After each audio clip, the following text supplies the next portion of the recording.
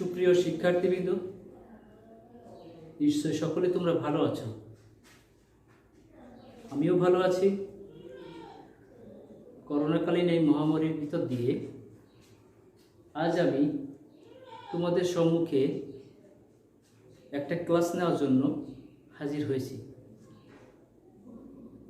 তো আজকে আমার আলোচ্য বিষয় সপ্তম শ্রেণীর ইংরেজি দ্বিতীয় পত্রের আর্টিকেলস। সর্বপ্রথমে আর্টিকেলস সম্পর্কে আমরা জানব। আর্টিকেলস বলতে কি বোঝায়? তাহলে আমরা পূর্বের ক্লাসগুলোতেও আমরা জেনেছি আর্টিকেল হলো এ এন দি এই তিনটির সমন্বয়। তাহলে এই এ এন এবং দি এই তিনটিকে আর্টিকেলস।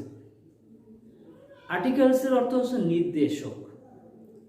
নির্দেশ বোঝাতে এই এ এন দি ব্যবহৃত হয়ে থাকে।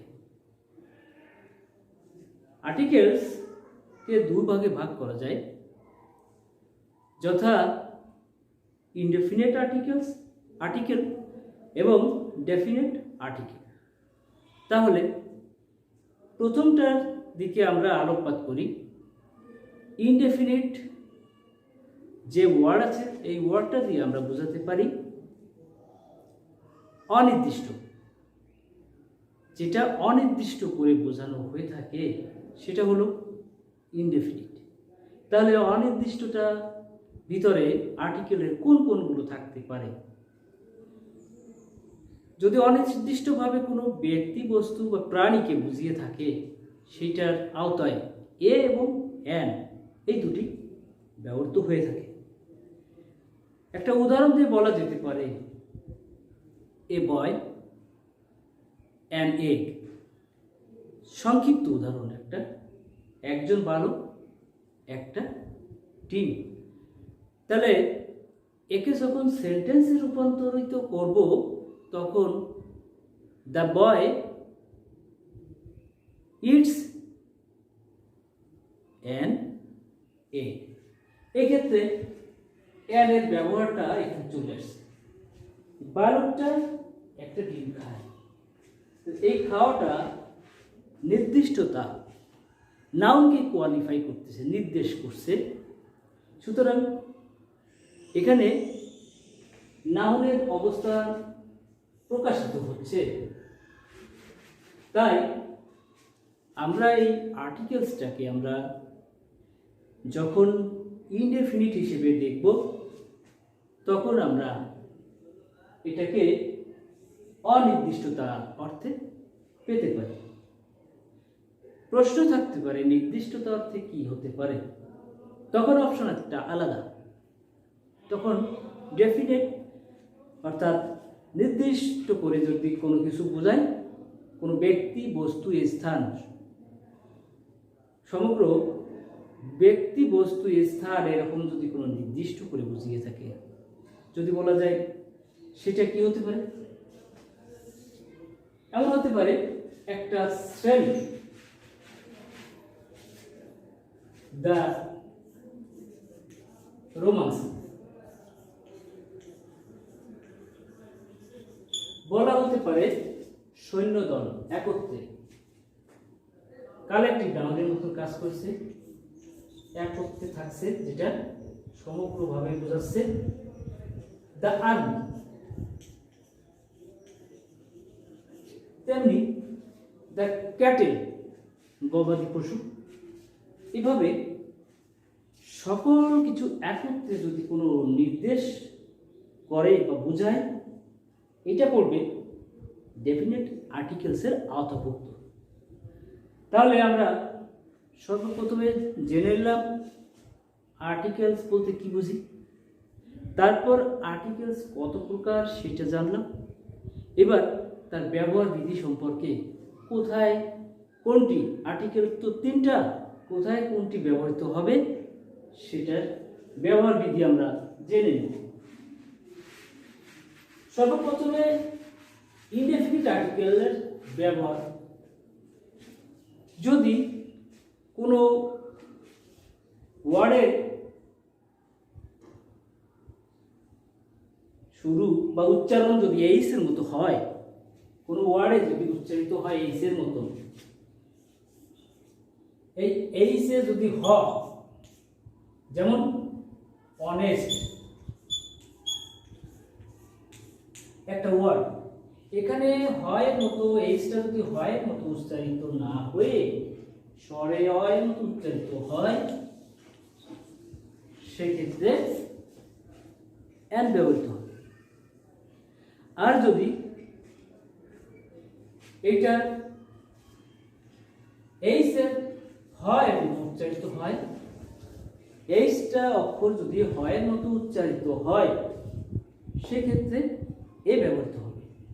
তাহলে আমরা কি জানলাম যে এ এবং এন এর ব্যবহার প্রথম ক্ষেত্রে দেখতে পাই যে এইস অক্ষরটি যদি উচ্চারণ হয়ের মতো উচ্চারিত হয়, সেক্ষেত্রে এ ব্যবহৃত হবে।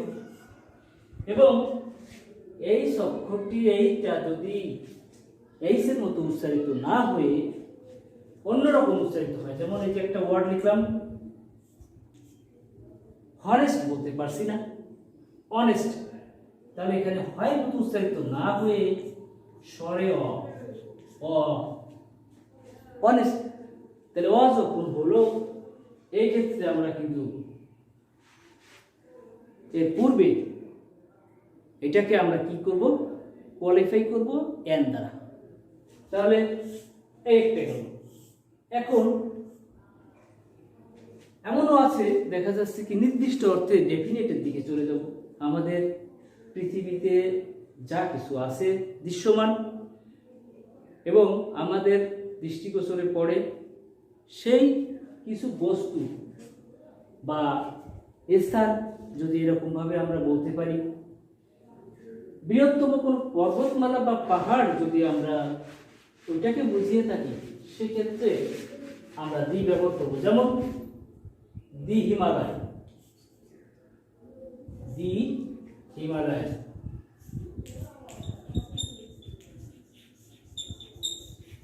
এক্ষেত্রে আমাদের দি ব্যবহার করতে হলো, কেননা নির্দিষ্ট করে বোঝাচ্ছে এটা হিমালয় পর্বতটা।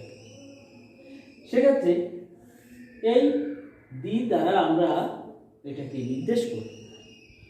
এমন হতে পারে জাতীয় যে সমস্ত পত্রিকাগুলো আছে, ইত্তেফাক, এই ইত্তেফাক পত্রিকা যখন আমরা লিখতে যাব তখন নির্দিষ্ট অর্থে দি ব্যবহার করব, দা ইত্তেফাক।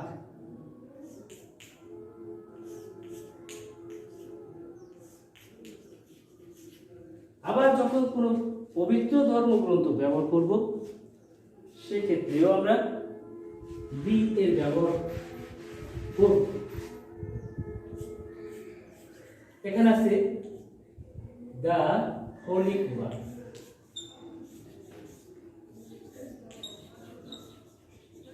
তারপরে বিভিন্ন ধর্মের অনুযায়ী দা গীতা, তারপরে দা বাইবেল,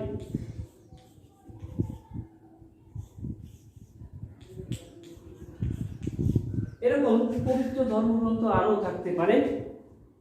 একটা উদাহরণস্বরূপ এটা 3টা দেখানো হলো।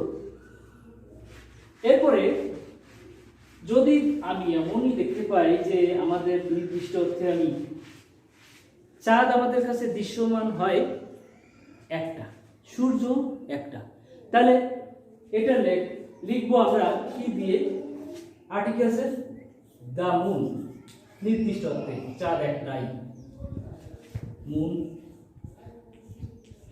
সান, তাহলে দি সান নির্দিষ্ট অর্থে। তারপরেও আবার যদি কোনো দিকের নির্দেশ করে, পূর্ব পশ্চিম উত্তর দক্ষিণ, এক্ষেত্রেও দি ব্যবহৃত হবে। The sun rises in the east, in the east the ব্যবহৃত হয়েছে, ইন দ্য ইস্ট, তাহলে পূর্ব দিকে রবি বা সূর্য উদিত হচ্ছে, এক্ষেত্রে আমরা দি ব্যবহার করলাম।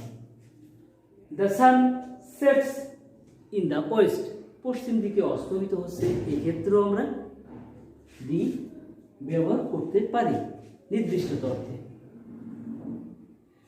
আবার এরকম যদি দেখা যায় যে আমরা গবাদি পশু থেকে কোনো কিছু পাই, অর্থাৎ দেখা যায় দুধ পাচ্ছি, তাহলে আমরা ওই নির্দিষ্টতা অর্থে the cow gives us milk, গরুটি আমাদেরকে দুধ দেয়, এই ক্ষেত্রে আমরা দিয়ে পশু প্রাণী এটা আমরা বুঝাচ্ছি এই অর্থে। তাহলে প্রিয় শিক্ষার্থীবৃন্দ, আর্টিকেলস বিষয়টা অতি সহজ। তোমরা যদি আমার ক্লাসটা ভালো করে দেখো এবং বাড়িতে বসে যদি তোমাদের পাঠ্য বই একটু পর্যালোচনা করো, তাহলে তোমরা বুঝতে পারবে যে আর্টিকেলস খুব সহজ একটা বিষয়, যা তোমাদের ধরে রাখতে কোনো কষ্ট হবে না, বুঝতে কোনো দুর্বোধ্যতা থাকবে না। তাহলে আজকে আমি তোমাদের সকলের সর্বাঙ্গীন মঙ্গল কল্যাণ কামনা করে তোমরা ক্লাসগুলো দেখো এবং লেখাপড়ার প্রতি আগ্রহী হও, এই আশাবাদ ব্যক্ত করি আমার আজকের এখানে ক্লাসটা সমাপ্ত ঘোষণা করছি। সকলকে ধন্যবাদ।